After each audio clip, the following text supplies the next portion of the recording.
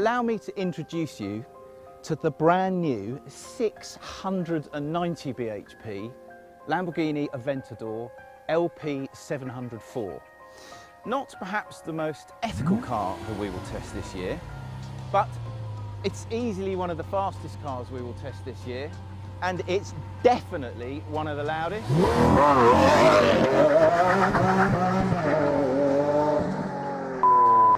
Now Lamborghini, as we all know, doesn't do anything by halves, which is why just about everything that moves in the Aventador is new, inside and out. But as with any Lamborghini, the bit that matters most is the engine. And in the Aventador's case, that means an all-new 6.5 litre V12 that produces enough power to illuminate Blackpool and enough torque to impress Australia. This being a Lamborghini, there are all sorts of controversial elements to it, but probably the biggest, styling-wise, are these instruments. I am completely split on them actually, because on the one hand they're really, really clear to read, but on the other hand they look a bit sort of naff, I think. See what you think. Look, so you've got the speedometer up there, it's all in digital. If I press this stalk, it then becomes a rev counter. Don't know, jury's out on that. But you don't come on the launch of a Lamborghini to look at or moan about its instruments. Instead, you come to do things like this.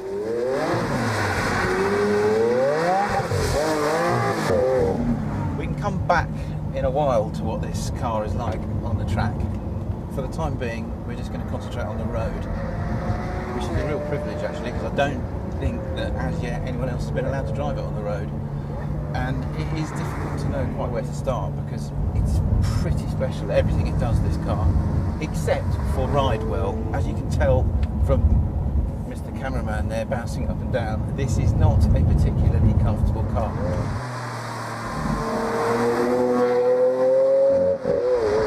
The flip side to that, of course, is that you get absolutely pinprick sharp handling and steering and braking. Everything this thing does dynamically, in terms of going quickly, it does just brilliantly.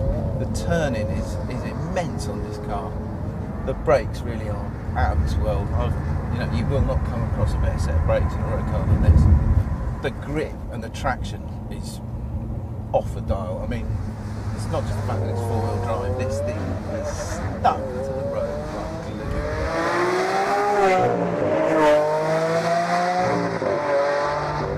Ultimately though, when you drive this car, there is one defining aspect of it, and it's not the steering, no matter how good that is, it's not the ride, it's not the handling, it's not the gear change, it's the engine.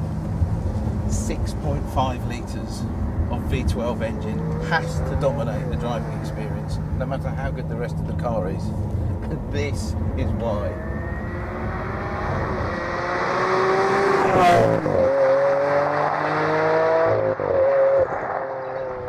Okay, on the track, what is the Aventador like? Well, unfortunately this track is completely soaked, but I tell you what, it is very, very composed, this car. Very quick, amazingly agile for such a big, I was about to say heavy, but of course it's actually not that heavy because of the carbon tub. It only weighs as much as a 3 Series. And it has 690 bhp. The brakes are monster. They really are fantastic brakes. Gear change. Let's talk a little bit about the gear change. On the road it's good, it's great. But on the track, I mean, it's not a patch on a 458 dual clutch or a McLaren MP412C. Not a patch in terms of gear change speed, gear change smoothness. It's not a strong point, but what is the motor. Flipping heck, this is a fast car. I like it, I love it, I love it. I love the pomp, I love the noise, I love the drama.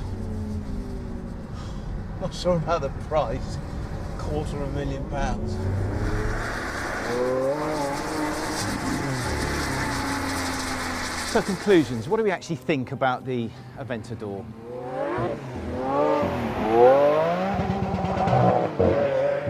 Not a lot I can add to that really, it's fantastic.